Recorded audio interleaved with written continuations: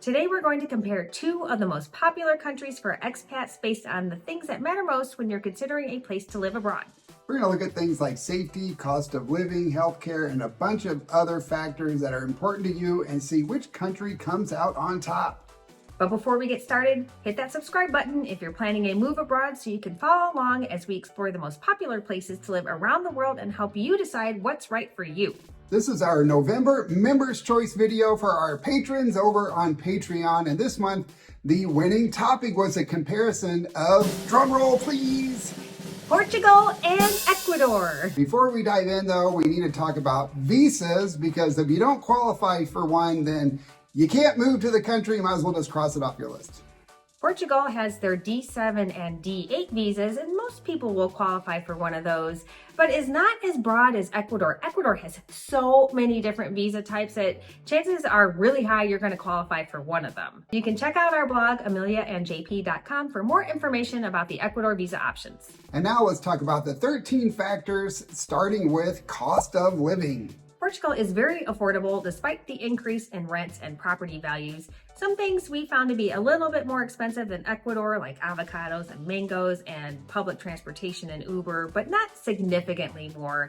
Healthcare and food costs were pretty similar, but you do have to factor in the exchange rate for the euro to the dollar, so that could definitely impact your bottom line. Yeah, in Ecuador, the rentals are definitely cheaper. You get more space for less money. The utilities are also more affordable, and you don't need heat or air conditioning in the mountains. And you only really need air conditioning during the nights for sleeping when you live on the coast. So you save a lot on your electric bill there. You can comfortably live on Social Security. The average check now is around $1,700 a month. That would be a really nice quality of life in Ecuador, and it's on the dollar, so you don't have to deal with the exchange rate. So the winner for us is Ecuador, but it is close. Portugal comes in a very close second. Next up is healthcare, and Portugal ranks quite a bit higher, at least according to CEO World. It comes in at number 20 worldwide. It has both a public and a private system. The public system is mostly free. There are some minor fees that go with that. And the private system, you're looking at anywhere from 50 to 150 euros per month per person, depending on your age and other factors. Ecuador ranks lower on that list, coming in at number 72 by CEO World, but we found the healthcare to be fantastic. We do have private insurance though. For our private health insurance, we pay $214 per month, and that covers both of us. The public system has been struggling since the pandemic. They've had shortage of funding, which also means they have shortage of medication, doctors, and nurses. So we think that's probably why the rank fell so much. Ecuador's healthcare system used to be ranked really high, but not so much anymore. However, with the private system, we've had no issues with any of that, and we found it's really top quality. We've also heard from other viewers that have the public health and the public plan in areas like Cuenca, and they have not had any issues. Yeah, so we're going to give Portugal the win on this one though, because they do have a more stable and sophisticated public and private healthcare system. Our next factor is safety and stability. Portugal is one of the safest countries in the world, coming in at number 7 on the Global Peace Index. Yeah, Ecuador, not so much. They dropped all the way down to number 97 worldwide on that Global Peace Index. They've been struggling significantly with safety issues and crime since the pandemic and the drug war that's going on there right now. So we can't call Ecuador in any way safe. There are parts of the country that are a lot more dangerous than others, where the expats tend to live in the mountains like Cuenca, Loja, and Cotacachi, and where we lived in Cumbaya, we felt very safe. It's not nearly as bad there, but it's really nowhere near as safe as Portugal. It is so unfortunate. Let's hope things improve. As far as the stability goes, well, the Portugal PM just resigned, so now they're going to have new snap elections, I think in March.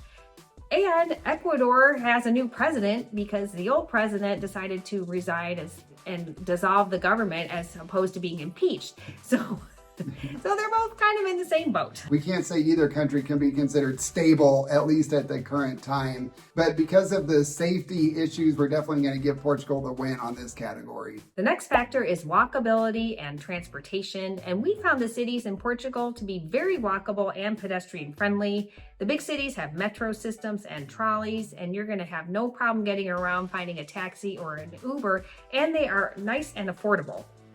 Portugal also has rail and bus systems that are also very affordable, and it's great because you can take that all over the country or to another country, which is kind of exciting.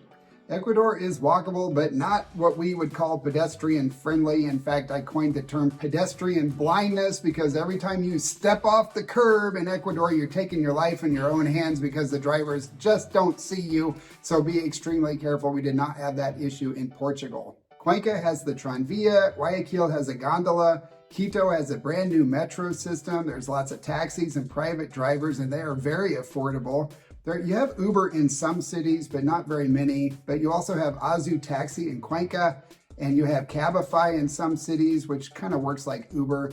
Ecuador does have a bus system that's very extensive and runs pretty much all over the country, but they don't have a train system like Portugal does, which is super nice. We are going to give the win to Portugal. A big part of that is because of that train system, but also because they are so much more pedestrian friendly. I was so guarded because I have PTSD from walking around Cumbaya and Cuenca and really everywhere. The next factor is weather. Portugal does have 4 seasons, so if that's your cup of tea, you're going to like that. They have a rainy season in the north, and it rains quite a bit. In the summer, it can be really hot and dry. Ecuador is not like the Congo. Yes, the equator runs through the country, but it is not hot all year round, contrary to popular belief. It actually has spring-like temperatures year round, especially in the mountains. The coast does get hotter, but nothing like what we've experienced in Mexico. And you've got 12 hours of daylight, which we absolutely love. And I gotta be honest, unconventionals, I am missing those 12 hours of daylight. Yeah, we're gonna give Ecuador the win on the weather category, mainly because we don't really like the 4 seasons that much, especially winter or those hot, humid summers. We don't have that in Ecuador. So we think that Ecuador beats Portugal out on that category.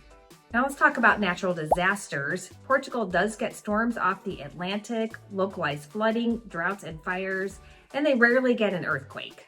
Now let's talk about Ecuador. They have volcanoes, landslides, earthquakes, localized flooding, especially in El Nino and La Nina years, which is basically all the time. They also have droughts, so they've been having a drought recently, which has been causing a lot of issues in the country. So I think we're going to give Portugal the win on this one because they don't have nearly as many extreme types of natural disasters.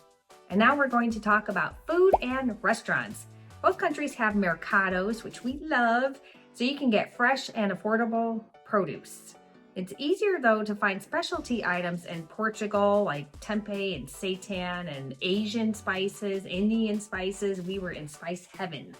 The produce is a little bit cheaper in Ecuador, especially for anything tropical, and there's a lot more variety in Ecuador. Portugal has amazing restaurants. We feel Porto is a foodie paradise. We ate out so much, and I think I said it in the video. I'm just glad when we left, my pants still fit. Cuenca is Ecuador's version of a foodie paradise. You're going to find a lot of amazing restaurants there. And Quito, there's a chef that works at a restaurant and just won the world's best pastry chef competition. I am missing my Ecuadorian chocolate, although the Portugal chocolate was pretty good, but nothing compares to Ecuador. Another thing we find lacking in Ecuador is the service quality at restaurants. They just don't seem to be trained as well as the other countries we go to, like compared to Colombia, Mexico, the US, Portugal. The service is top notch, but in Ecuador, it's really kind of hit or miss. We found overall the prices to be pretty similar when it comes to eating out. You can get cheaper almuerzos in Ecuador compared to Portugal. You can get an almuerzo, which is a lunch special, for as cheap as like $2. But other than that, everything was within the $30 to $50 range, and that included wine. Yeah, that was for dinner. For lunch, you can spend $10 to $20. We did the same thing in Portugal. We found like those prices were pretty similar. So we're just going to give this a tie. We think Ecuador and Portugal are so similar in this category that it's a virtual tie. The next factor is close to home, and for us, Portugal is far. It took us almost 7 hours to fly from New Jersey. Ecuador is a lot closer. It's only a 4-hour flight to Miami, and from Miami or New Jersey, it's pretty much the same distance to get to our families that live in the middle of the country. So Ecuador is much, much closer for us. The time zone is a very important factor to us. And Portugal is tricky because it is 5 hours ahead of Eastern time and 7 hours ahead of Denver time, which is difficult for me since I am still working for my company back in Denver. Plus, we want to stay connected with family and friends, and that time change is tricky. Yeah, it is. So Ecuador is in the same time zone. Basically, right now they're in Eastern, and daylight savings time, they go to Central. So it's really easy to be in that same time zone just south of the United States. So we're going to give Ecuador the win on the close to home and time zone factor. The next factor is how expat friendly is the place, and are expats welcome? Is there a nice community that you can be part of? How easy is it to settle in? And we found in Portugal that the locals were very friendly, and there are large expat communities in most of the major areas with a lot of people who speak English. We found the same to be true in Ecuador. The locals are very friendly, they are warm and welcoming, and there's a strong expat community, especially in the popular areas of Cuenca and Vilcabamba and Manta. Yeah, so we're going to give Portugal and Ecuador a tie on this one. We think each of them are pretty equivalent when it comes to expat friendliness. The next factor is quality of life. Is there going to be a lot for you to do, and are you going to be happy living there? Well, both countries have mountains and beaches, so if you love the outdoors, either place will work great for you. There's also lots of history, culture, museums, concerts. There are tons of things to do in both countries. So once again, we're going to give them a tie for this category. The language barrier is the next factor we want to talk about, and we found it extremely easy to speak English in Portugal. And we found that people who don't speak English usually speak or at least understand Spanish. So we were able to use Spanish as the bridge language if English wasn't spoken. Yeah, we were actually pretty surprised about that. Ecuador, however, is ranked near the bottom for English speakers in Latin America, so you're definitely going to need to learn some Spanish. Cuenca is very English friendly, but outside of Cuenca, you're not going to find a lot of English speakers. We're going to give Portugal the clear win on this one because it was so easy for us to communicate there. Now we're going to compare water and infrastructure, and in Portugal, you can drink the tap water throughout the country, although we found it had a strong mineral taste, but it was completely safe to drink. The electricity is very reliable. The internet is as well, although our Airbnb wasn't great. It was reliable, it was just kind of slow. And they do have really good roads. In Ecuador, you cannot drink the water outside the main areas like Cuenca, some parts of Quito, Guayaquil, and Loja. If you're in Ecuador, assume you can't drink the water unless somebody tells you that you can specifically, because you can't in most of the country. The electricity is also not as reliable. It does kind of go out once in a while. They've had some drought issues recently, and since almost 90% of the electricity in Ecuador comes from renewable hydro dams, without any water, there's no electricity. So they've had to import electricity from Peru and Colombia. So that's kind of an issue in Ecuador as well. And also the roads could use some help. So we're going to give Portugal the clear win on this one as well. And finally, we're going to talk about tax friendliness. Well, Portugal has that NHR tax scheme, but they're supposed to be canceling it. We're not 100% sure what's going to happen now that the PM resigned, but we're assuming it's going to move forward at some point, which means your taxes are going to go up. Their tax rate is pretty crazy. It goes from 14.5% all the way up to 48%, and the 48% kicks in at $75,000, so you could really take a hit. And they do tax your pensions. In Ecuador, you only pay tax on income earned inside Ecuador. At least that's our understanding. Talk to a tax professional. Don't take our word for it. But you don't have to pay tax on any sort of foreign earned income or your pension income if you're a resident in Ecuador. So that means Ecuador has the clear win on this category. Portugal came out on top based on the win-loss tie for each factor, so congrats, Portugal! However, our country selector matrix allows you to give weights to each factor based on what's important to you. And when we assigned our weights, the two countries were basically a tie. We also plugged in the numbers for Cuenca specifically, and for us, it was the winner. Yeah, clearly. Let us know in the comments below what you think about this comparison. Does Ecuador or Portugal win? And let us know if we forgot anything important. If you're planning a move or a visit to Portugal, then check out these videos next. That's all we have for this Members Choice video. Before you go, leave us a like, please, and we will see you all next time. Ciao. Ciao.